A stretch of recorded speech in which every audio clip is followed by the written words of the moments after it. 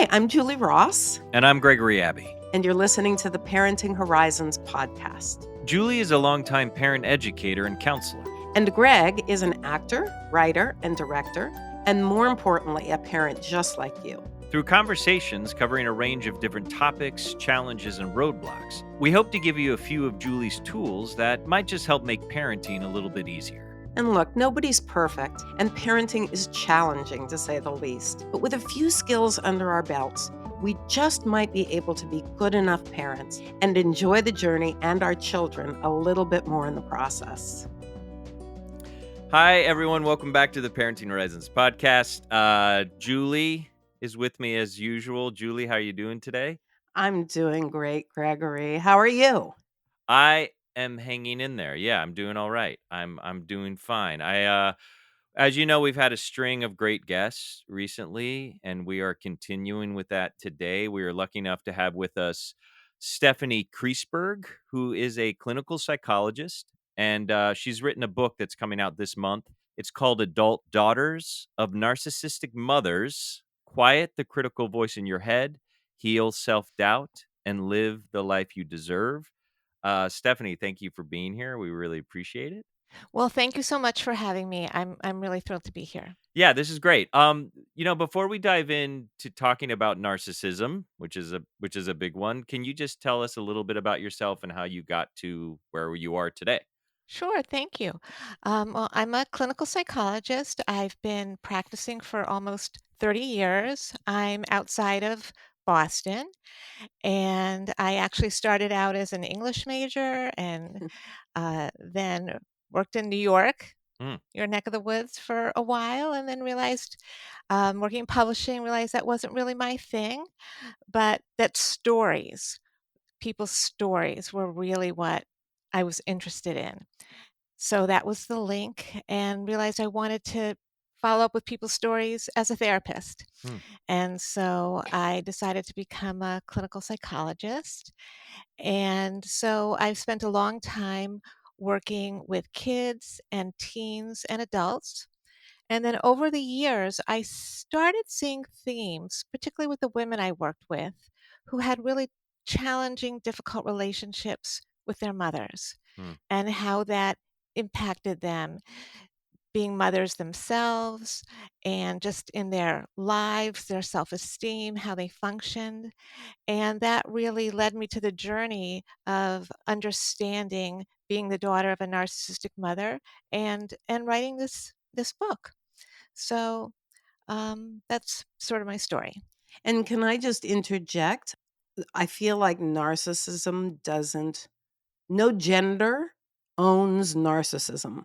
We can have Hmm. narcissistic trans people, we can have narcissistic queer people, we can have narcissistic mothers, we can have narcissistic fathers, and we can have sons or daughters or just plain young people who were raised by these people. So I just want to let we want to let our audience know that there are going to be great takeaways regardless of your gender from this. And Hmm. in fact, Stephanie, I gave your book to a man who had a narcissistic Hmm. mother, and he's taken away so much of this, and really, really Hmm. found it very helpful. So I just want to, I know that a lot of times when books are marketed, the marketers say, you have to have a narrow niche of, who your Hmm. audience is. But I just want to reassure our listeners that this is really a great book for anybody, regardless of gender. Well, I'm so glad that you said that, Julie, and I really appreciate it because that's so true. And I'm hoping the book will have a wide audience it can really be helpful to people who have different type of difficult, even just a difficult relationship. We don't have to Mm. put that label Right. of narcissist, on it, Hmm. on the relationship.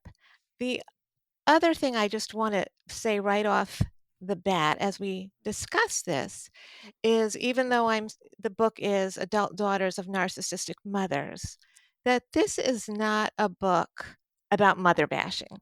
Mm. This is not a book about saying, "Oh, these, terrible mothers, and they messed up their daughters." This is really a book about understanding, one, that, the mothers that I'm talking about, I have great empathy for. Mm, They, have their own struggles, Mhm. and no one becomes a narcissist by choice, that they did not get their needs met when they were growing up Right. mhm, and then came to motherhood with their own struggles. mhm, I'm have 2 daughters in their 20s, and if I could turn back the Mhm. clock and do certain things differently, I sure would, mhm. It's not an easy job, and so I have great empathy and respect for all mothers, and so I just wanna be clear about that. Yeah. Yeah, and I'm sure that's what we're gonna talk about today is sort of maybe how you kinda can help break that cycle, which I'm sure is challenging if you grow up with a narcissistic parent. I mean, I was looking at your website today, and to me, this kinda captures it, and maybe this is the idea. The quote on the front page of your website is, "You can't stop the wave, but you can learn to surf." And Mhm. I Oh, imagine, I like, a love lot of that. what we're gonna be talking about is, like, it and this is so much about what Julie and I talk about. It's not about eliminating stuff because sometimes it's almost impossible to eliminate it, but how do you Mhm. cope with it? How do you deal with it? So, before we dive in too deep, I think, maybe most people have a understanding of what it means to be a narcissist, and that's a word that, Mhm. Julie was even saying it, now it gets kinda thrown around a lot. For you, separate from even what a narcissistic parent is necessarily, like, how do you describe what's a narcissist? Well, some of the key ways that I would describe it, to keep it, kind of sort of at its simplest, Mhm, is someone who is a narcissist or let's first of all, let's just say it's a collection of, kind of features or traits in a personality, one I want to say, and it occurs on a spectrum. Okay. So it's mhm. not just one thing. You can have, a few traits of narcissism, or you can have a lot. So you can, in other words, it can be sort of mild, like you can have a mild cold, or you can, have the complete flu and be down and out. It can fluctuate, and it can also fluctuate. So, depending on what's going on in your life. So, that's one thing I just want to say. It's not just this black and white thing. Mm, good. Um, but at its heart, one, someone who let's just say, we would call narcissistic, is someone who has never really grown up inside. Mm, Okay. Mm. We grow up, as you know, as you raise your kids, they mature in lots of different ways, physically and emotionally. Someone who is narcissistic got stuck mhm, in their emotional and psychological development. On the outside, they look like an adult, but on the inside, they are functioning like a child. And I'm assuming that there can be a lot of root causes for that, but you said this maybe even in the introduction that it's not like someone wants to become a narcissist. There's some sort of trauma they may have experienced themselves as a child. So, is there something in particular or a few things that could happen for a child to get emotionally stuck in that way? I mean, I'm assuming it's connected to some sort of neglect. Yeah, and I would have to say, this is not a field that gets a ton of study, so I would say that we don't totally understand Hmm. what causes this, and people disagree. But I would say that the main things that we understand right now are, you grow up in a family that, one, either you were probably too indulged, um, so that you grow up feeling that sort of you're the center of the universe, but not in a very positive way. So, not in a way where you were really seen for who you are, but that just maybe you're sort of the golden child mhm, and everything is just sort of handed to you, but not in a way that maybe you're not really seen as an individual. Mm. mm, Um, or as you said, Greg, you're really neglected and your needs just aren't met. And so that can also lead a very deprived childhood where you're emotionally deprived, physically deprived, we know, and you're just not seen, can also lead to that type of, personality. I would call it style. Mhm. Okay. So one of those two sort of extremes.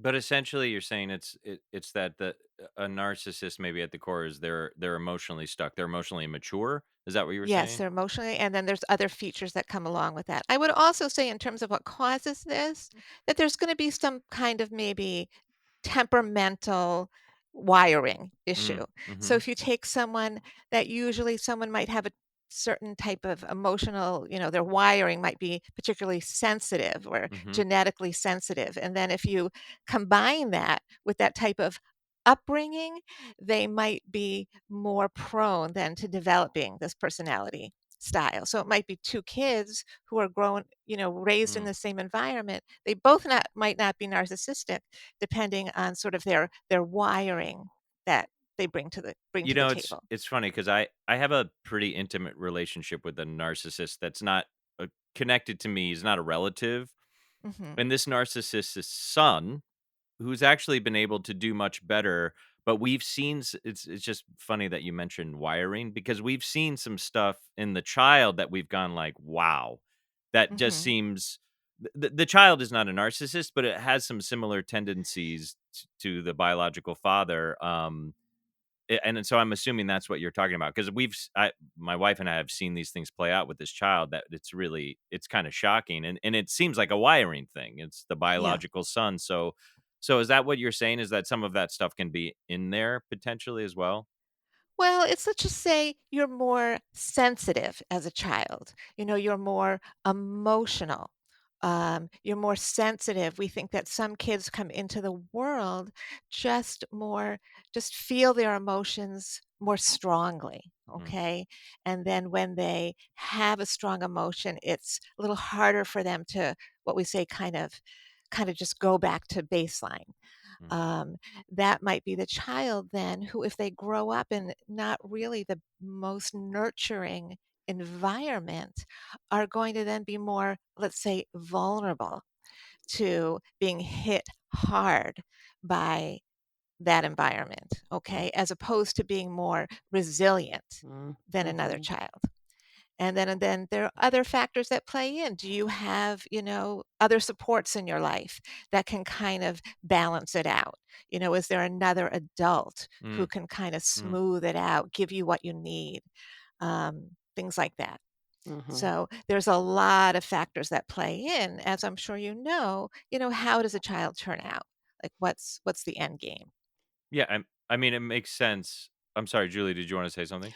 I was just gonna say, the people that I know who, are adult children or even children of narcissists have this sense, and admittedly, this is a small sample, but they have this sense that they can't please the other people in Mhm. their life. They can't do enough. They're lacking in some Yes. way, and they're incapable of pleasing. Is that a characteristic, would you say, Stephanie, of kids who grow up with a narcissistic parent that they feel like they just can't do enough? Yes, absolutely. A feeling of that needing to please everybody. And if I can just, you want to get back to, you wanted to know a little bit more about what a narcissist looks Yeah, like. yeah. Yes. So, because they're immature inside, on the outside, they can look very full of themselves. There's kind of two types. Some look Mm, very full of themselves, very overconfident. mm, That's kind of the stereotype of the narcissist, the sort of bigger than life, Mm, brash mm, person. The other type is someone who can actually be, and this is less known, very needy, depressed, mm, anxious, mm, needs, sort of they're the best at being feeling not good about themselves, mm, needing other people to take care of them, and that could be their own child. mm. But both of these types, inside, they are deeply insecure. mm, Right, Even if on the outside they look like I'm the best thing in the world. right. That is the hallmark of narcissism, deep insecurity. Mm. A very it's like a deeply like a balloon, which just has air inside. There's nothing really inside, Mm. right? Right. So they're just empty. Yeah, I think, we've called it in the past, or I've called it, I don't know where I picked up this phrase, but big ego, low self-esteem. Yes, Big That you exactly. ego, see low s self, yeah. well, and that's what you're saying is on the outside, presenting as like they're the king of the world, but underneath that is like a deep insecurity, like you said. Right, like the emperor has no clothes. Mhm. Mm. So if you are really empty inside and then you become a parent, Hmm. what happens? What does You happen? A yes, lot, I imagine. you need your child to then kind of give you you look to your child to Mm. give you what you don't have inside, Mm. okay? To regulate, we call it in psychology, regulate your self-esteem. So to make you Mhm. feel good about yourself, right? Now Mhm. let's face it, as parents, to some degree, that's what happens, right? You hold your baby, you feel so good. I mean, that's part of being a parent, right? Mhm. That's not abnormal in and of itself. But then when the child, baby cries all night and has colic and you're losing your mind, you don't say, this is a bad baby. This is a terrible baby. I hate them. You might, they're bad. You might say, you might be really tired and need some help and say, tell your partner, you need to take them for a while. I'm at the end of my rope. But you don't say, you are a bad baby. Mm. Mhm. But that's what basically happens with a parent who feels bad about themselves. This baby isn't meeting their needs. Does that Mm. make Yeah, sense? 100%. And Mhm. okay. And because they didn't get their emotional needs met growing up, they then lack empathy. Mm. That is just not a language they speak. To be able to feel, empathy is being able to understand what Mm. someone else is feeling See Mhm. as them. best you can, Right. Mhm. and then to validate it, which means to Mhm. put it into words, to Mhm. say, let's say your kid comes home and is upset because they didn't get an invitation to a birthday party. Okay. To be able to say, "Oh, honey, I'm really sorry. That probably hurts your feelings. Okay, I'm so, let's go, play a game together. Or let's figure out something to help you feel better." The parent then feels insulted, takes it personally. Mm. And let's face it, as parents, we feel bad, right? Mhm. Sure. When our kid, I mean, I remember feeling that way, feeling bad myself if my child didn't get invited to something. But we can regulate that. We try to manage it Mm. and not put that onto our child. Whereas someone who is so fragile, like a narcissist, cannot do that. Mm. Okay. So they can't separate. So they put that onto the child. Did you say something to her? What did you do that you didn't get Mm. an invitation to the Right. party? Mhm. So then the child takes that in. So, Julie, to your point of then what that child can then gets a steady diet of that, then grows up feeling like I have to please everybody. It's Mm. my fault. I didn't Right. get an invitation Right. to Right. that birthday party, Right. right? Does that Mhm. make sense? 100%, sure. Yeah, and I think the piece you mentioned about them feeling so needy for attention that I imagine then that a child, even a young child, ends up having to take care of the parent and sort of try Mhm. to satisfy their needs, which they maybe can never can because, like, I mean, obviously that's destructive. But can you talk a little bit about why? Is that how that might play out? How it may play out that pattern? Yeah, the pattern for the child that ends up having to care for the parent as opposed to the other way around. Is that what happens with the narcissistic parent sometimes? Right, and it can happen in different ways. So if you have what we call the more, covert or the more vulnerable narcissist, yes, it might be, a parent who is depressed or anxious or needy. And listen, parents get depressed, parents get anxious or needy, right? That's not necessarily their fault.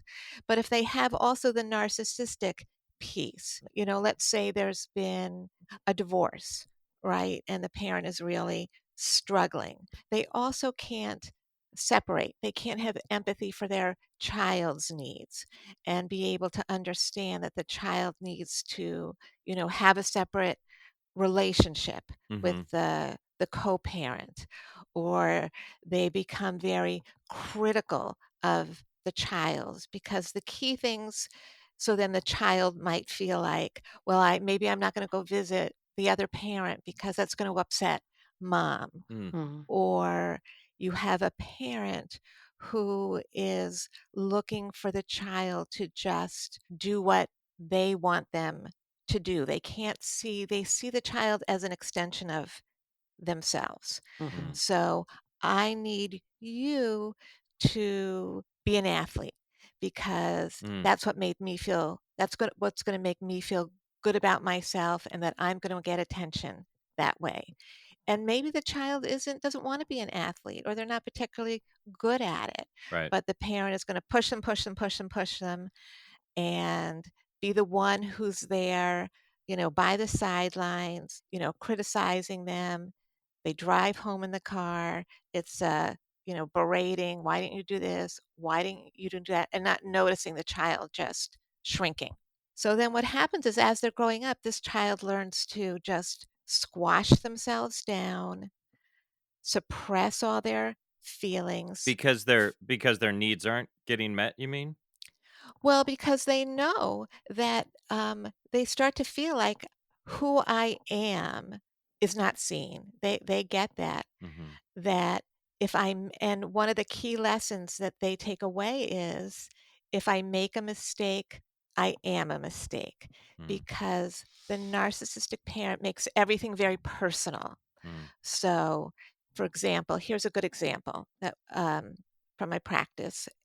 One woman recounted to me going that her mother came home from a school conference in middle school, and the teacher had said, so and so is struggling with math. So mom came home and said, I was so embarrassed Mhm. to find out that you were having a hard time in math. Oh, it was just humiliating for me. As opposed to, I'm really sorry to hear you're struggling in math. What can we do, Mhm. to help you with this? That is a classic example.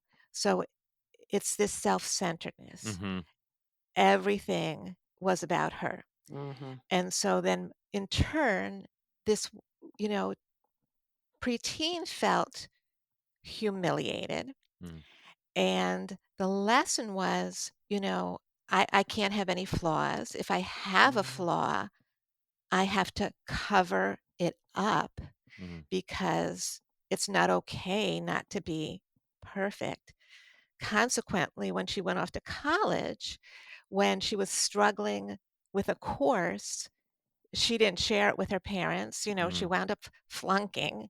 And then the parents got the, end of the year, end of semester grades and like, you flunked a course. Why didn't you tell us you flunked a course?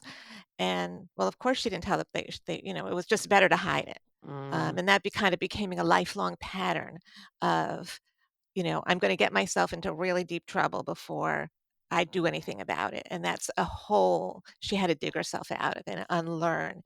It's Mhm. okay to say I'm struggling and to ask for help. Right, but you're never gonna say that if you're repeatedly, when as a child, say that and are basically shamed and squashed. Right, exactly, Mhm. exactly. And for this parent, because a narcissistic parent inside has no sense of self, Mm. no sense of, I'm okay as a person, right? Mhm. Mhm. I'm all right. They have no what we call just a core sense of self, that I'm okay.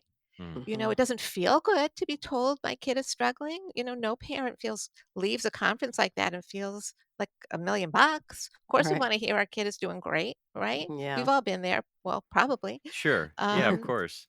you know, but you can step away and learn to, and this is another key thing about people who struggle with narcissism, they just it's difficult for them to manage their emotions. If Mm. they get angry, they blow up, or Mhm. if they're to just manage their emotions in a healthy way, and then to have some self-awareness, Mhm. So in other words, I in one of your podcasts, I think that the college one I just listened to, the guest said, "Listen, if you say something to your kid that is not ideal, not support, you can go back and say, 'Listen, Mhm. Right. I'm sorry I said that, Right. and let's move, I'm sorry that wasn't good. That wasn't right, and what can we do differently?'" People who have narcissism lack self-awareness. They lack insight. Right. So it's they really rarely say, "I messed up." Yeah, I'm sorry. Right, right. Yeah.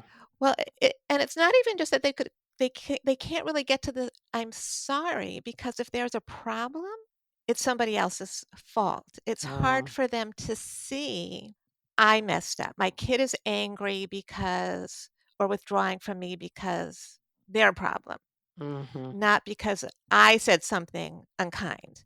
So I have a quick question here, and if we wanna wait and address this a little later in the conversation, but one of the things that's on my mind is, let's say our listeners, so somebody's listening to this and they go, Mhm. "Oh my gosh, I didn't know what it was called, but I have a narcissistic parent, Mhm. and therefore there is a narcissistic grandparent in Mm. the picture for these, for the parents' children." So now, the parent may be going, "Oh no, how do I keep the narcissistic parent, or what can I do s- to to keep the grandparents less influential in a negative way on my Mhm. children?" Yeah. That's a really good question, and it comes up a lot because people struggle with, "This is a really painful relationship for me," Mhm. but that doesn't necessarily mean I wanna keep my kids not to have a relationship, Mhm. Right, right. with their grandparents, right? So, Julie, Greg, it's really individual. So, in some cases, even though the parent has a really painful relationship with the grandparents can come and have a nice relationship with their grandchildren. It Mhm. Mhm. doesn't really spill in, Mhm. and that makes it easier. So, one thing is the parent really has to think about, how can I manage it in a way that works for me? Okay. So that's something we talk about a lot. What are the boundaries going to be? So, do I say, we will come visit you and, we will stay for 2 hours? Or, you can come visit us, but you need to stay in a hotel. Or it's really important for the parent to think about what is going to work for them. Mhm. So that's one thing. So to really be aware of that and to feel entitled, to feel okay to set those boundaries. Mhm. One, to observe, how is the grandparent being with your grandchildren? Maybe they're Mhm. being really appropriate and fine, and that's okay. Some people find that their parents are not behaving appropriately with Mhm. their kids, and some of those behaviors are starting to come out. And then they have to make changes. Mhm. Maybe they decide that they're really going to have very short visits, not have visits. It Mhm. really all depends. Mhm. Some grandparents can be fine with little kids, Right. but then as their grandchildren start to become older, maybe teenagers, that's when the critical side will Mhm. start to come out. Well, Why are they you start to individuate too, right? When they're exactly? teenagers, and that's a lot Mhm. of times when narcissists struggle when they're like, "Oh, wait a second. I can't control you anymore. You have your own Mhm. point of view and personality," right? Exactly. So, did you gain a little weight? Why are you wearing that? Why is your hair green? Just anything like that. It might be to the parent or it might be to the kid, which is really worse, you Mhm. know, or it might be, both. You're letting her go out like that, Right. those kinds of So, comments. I mean, I understand. So it makes perfect sense. It's obviously circumstantial, and so if it's really obvious, you might even have to step in the moment. Setting boundaries makes sense. I Mhm. imagine you can. if it's subtle. And I like this idea that it might start to slip out, but I'm assuming, like, as the parent, you could also do a circle back with the grandchild, like, Mhm. with your child, the grandchild, sort of that idea that if you as the parent were never seen, and I think we need to Mhm. talk a little bit about how it plays out as an adult and how you can heal that, but I would think the idea would be like, if you didn't get it, that doesn't mean you can't do it for your child, the grandchild, right? I would assume, like, you're at grandma's house and something kind of comes up, she's passive aggressive or she's shaming or she's Mhm. judgmental. I mean, this would be true of anything. Wouldn't you say, like, later on at home, you might say, "Hey, I noticed when grandma said, whatever she said," that you kind of address it with the child. Oh, absolutely. So you can absolutely do that. And so a lot of that, it depends on the parent then. How have they learned to sort of manage their own emotions around their parent? Does it, really discombobulate them Mhm. and really trigger them? Or are they now at the point where they can kind of step back with, I mean, it might be upset them, but with some equanimity and say to and it, have a conversation exactly like you said, like that is not okay what grandma said, how are you doing? And um, and be able to have that conversation Mm. um, with their child or their, teenager. I'm curious, I have seen that kind of play out, and I completely agree with that, that a parent should say, "That was really not okay that grandma did that Yeah. or grandma said that." And then I'm curious, like, the next step, what if the child says, "Well, if it's not okay and they keep doing it, why do we keep seeing them?" Hmm. Yeah. I mean, it's a really good question. And I think values come into mind. You can talk about your family values, about, you know, connection. This is important, why you do, why do you? Maybe Mhm, it's important to maintain that relationship, Mhm. even mhm, in a very truncated way, even if they're sometimes difficult. At some point, you can, say to your child, you can give them a choice. If they don't want to come, they don't have to come. Mhm. Um, and it's important to listen to your child. yeah, So I think there's different ways to handle that. I can just also want to add that where a lot of times these issues, and this is, I don't think is news about grandparent issues come up, is around what I call like the milestones, Mm. you mhm, know, bar and bat mitzvahs and graduations and weddings and things like that cause so much stress Mm. yeah, when you have a narcissistic parent. And yeah, so I really encourage people to get support and really think about how they want to handle those situations. yeah, People really have a lot of distress around those. yeah, sure. I mean, we touched on this a little bit, but can you, because we've kind of defined definitely, I think, what a narcissist is and growing up with a narcissistic parent, how that can be destructive to the child. But, like, say in your practice, adult women or men that are coming to you Mm, that have dealt with it, how is it playing out? Like, someone who might be listening to this might not even understand that. How do you see it play out when that child becomes an adult and maybe a mhm. parent themselves? But how does it play out with them when they're adults? Okay. So the people who come into my practice often struggle with depression, Mm. anxiety, real difficulty knowing what they feel. Mm, So if you might say to them, "Well, how do you feel about this?" They say, "I don't know. And that's I just." because their feelings weren't acknowledged repeatedly, growing up, so you don't kinda have that tool. Is that the idea? Yeah, yeah. Their feelings weren't acknowledged, and so many times they would really just have to, squash down their feelings. And not only were their feelings not acknowledged, but so often their sense of reality, and this is, an important thing, was just actively denied mhm, Mm. or distorted. We use this term gaslighting, which has been, yeah, again, one of those terms that's been tossed around a lot, mhm, and maybe a little bit too freely, but it's a real phenomenon.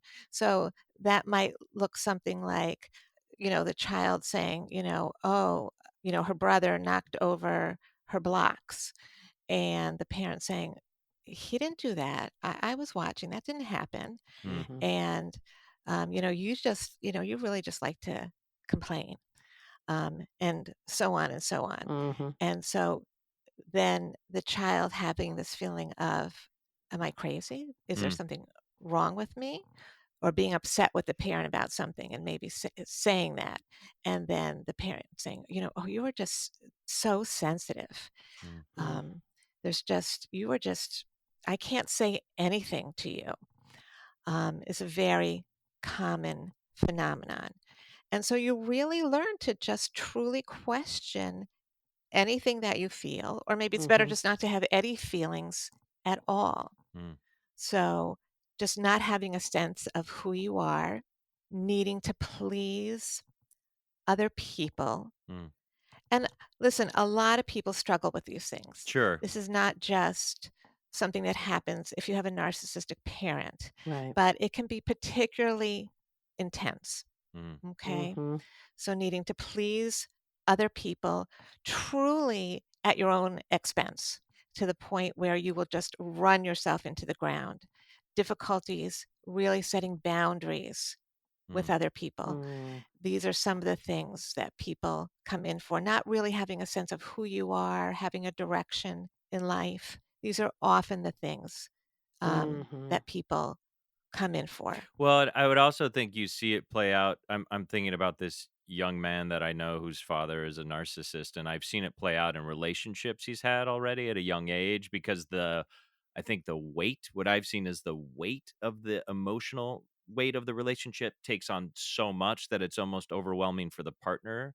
And, I would posit that it's because of the deprivation that went on and the insecurity feel. So I would assume that's how it plays out too. I mean, I've seen it play out in relationships because there's no perspective and there's no, I mean, as you said, relationships are tricky anyway, but when you have that on there, and I think if you're deprived that, obviously it just makes sense. If you're kind of deprived having your needs met your whole life that you get into a relationship, I'm assuming it's going to be out of whack with that partner as well. That's right. And on top of that, you may sometimes get involved with someone because our brains are drawn to the familiar. Mhm. You may also get involved with somebody who is narcissistic themselves Mm, because, mm. Oh, right. um, Repeating patterns. Right, trying to heal the past. right, you may just repeat that pattern. Mm, Yeah, That's yeah, right. yeah. So, or is just not healthy in some other way, mm, or just someone who needs you to take care of them, and so there you're just going to fix them. So that can be Mhm. another problem. The other thing that often comes up with people who, had a parent with narcissism is there's this real sense of shame about the relationship. So if you have a parent who, the relationship as an adult is just so troubled that, even though people joke about, oh, mothers, like, oh, my mother's right. coming, Right. um, often not at this level, and this is a little hard to, kind of put into words, that people feel deeply ashamed, like this feeling of if my own mother doesn't Mm. care about me Mm, or really mm, doesn't feel, I don't really feel loved by her, mm, or doesn't value me, there must be something really wrong with me. Wow. And so they often feel really ashamed, really isolated, and really alone with this problem. mm. Mm. And that is all, and they don't talk about it. So that's why I'm really pleased that you're having this conversation, because so many people come in feeling just like there is something wrong with me. Wow. And I don't talk about this to anyone. And that is a really big component of it, of how it affects them. Just feeling like there's something wrong with me. Feelings of worthlessness. Yeah. I mean, the work is because now I'm thinking the turn for us now in this conversation is, what can a parent do? It's so tricky. To me, it must be like moving an iceberg. You've now grown up and you have children of your own Mhm. that you don't pass on these tendencies, which must be really difficult to do. I mean, I guess, I mean, the obvious answer is to kind of maybe get in practice with a therapist, I would imagine. Mhm. Certainly read your book, but I guess not everyone can go to therapy, but it seems to me like this almost seems and it depends on the intensity of the relationship. Like you said, it's on a Mhm. spectrum, narcissism and the relationship than a narcissistic parent. So I guess let's talk about whether it's in therapy with you in practice, if someone's able to do that, or what can people do to kind of break that pattern? Because now they have kids and maybe they're even worried, like, oh my gosh, I'm going to use my child to make up for all the things I missed out on. I don't want to do that. I have an understanding that my relationship with my parent is destructive. I don't know. Mhm. What can they do other than read this book, which I think will be helpful. Oh, well, that'd be nice if they read it, but they don't have to. Um, I think that, first of all, some parents who had narcissistic parents themselves too, I mean, I would say the majority do really well. They Mm, do really mm. well. They just really feel like, I am not going to do it to my child what was done to me. And they are really loving, wonderful parents. And they come in And and sometimes that recognition is enough, you mean, in some yeah. kids, they just know, like, "That was so destructive, I'm not gonna do that." Right, and they're really terrific parents, Mm, and their struggles are more about different things. Maybe it's hard for them to make friends, or, because they feel really, isolated with this. So they put everything into their kids, but maybe they don't have the social connections that they want, or maybe their career isn't thriving, but parenting is an area where they really feel good about. mm, But some of the struggles might be sort of, as you said, kind of alluded to, sort of overcorrecting.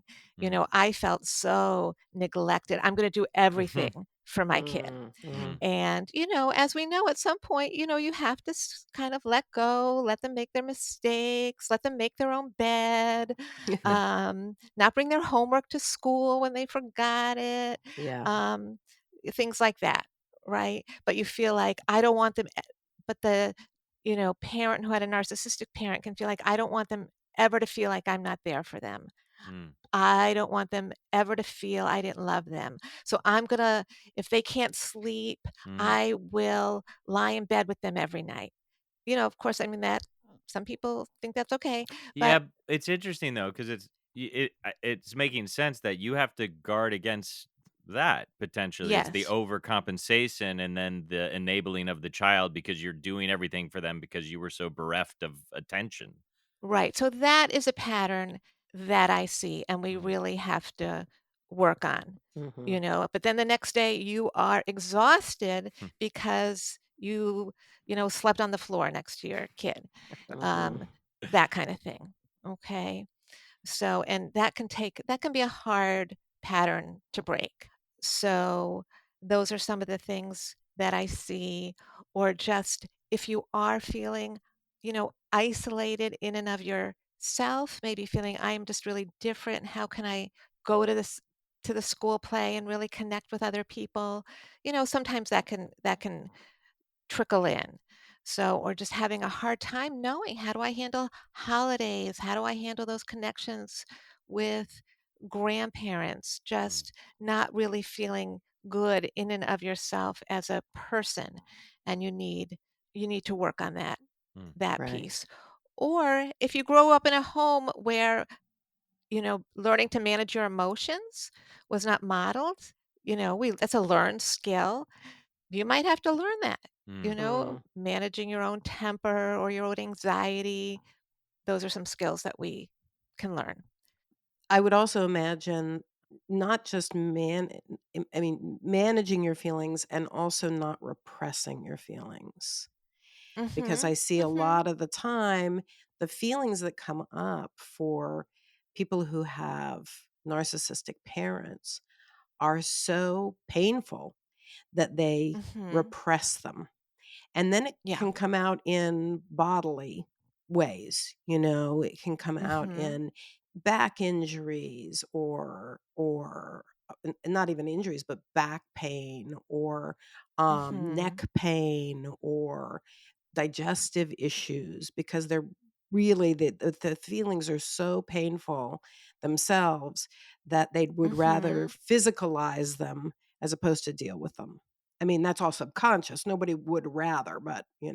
Oh, I think you're absolutely right, and I think there is, some research that shows that connections between, you know, rep not expressing those feelings and stomach issues, headaches, Mhm. all those Yeah. stress related, physical or mediated, physical symptoms. Yeah. Absolutely. Yeah, yeah, yeah. Yes. So I'm assuming, you know, in the book is you have some just practical tools that adults can do if they've grown up in this situation.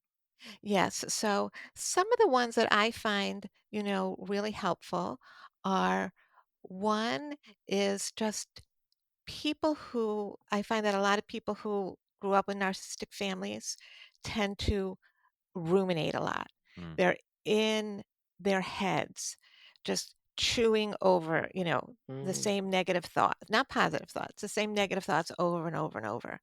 So, because you had to stay in your head, that was like the only really safe place to be. mm, So, learning some skills to kind of step back and separate from your thoughts. That doesn't mean that you try to stop them Mm. or control them because we cannot do that, mm, but you can notice them. So, Mm. this is kind of related to mindfulness, which of course we hear about all the time, but it's Mhm. really helpful practice. But learning some specific skills, some exercises that I take people through. A really wonderful one is called Leaves on a Stream, where you imagine that you're standing or sitting by a stream and your thoughts are like the leaves and the sticks and all the things that float by in the stream. And you Mm. can notice all those things. mm, You can't stop them, you can't control them. They come in and out of your line of vision, and you just notice them and let them float on by. Mm. And, you have to try a lot of different things with people. right. Mhm. And then I do it with them. I might record it or send them a recording and learning to just separate them, Mm. but not feeling like I have to stop my thoughts Right. because we used to think that in psychology. Now we know we can't. Mm, People find some of these things really transformative, Mm. and it takes a lot of practice. Right.